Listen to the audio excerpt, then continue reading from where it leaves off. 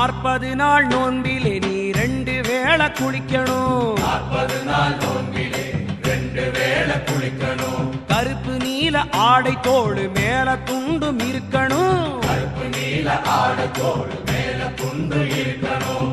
மார்கழி மாதத்தில் கடுங்குளிர் வீசிடும். மார்கழி மாதத்தில் கடுங்குளிர் வீசிடும். இருந்தாலும் வெறுந்தரையின் மேலே படுக்கணும். உன் கனவில் கூட ஐயப்பனின் பூஜை நடக்கணும். இருந்தாலும் வெறுந்தரையின் மேலே படுக்கணும். உன் கனவில் கூட ஐயப்பனின் பூஜை நடக்கணும். சரணமையப்பா சுவாமி சரணமையப்பா.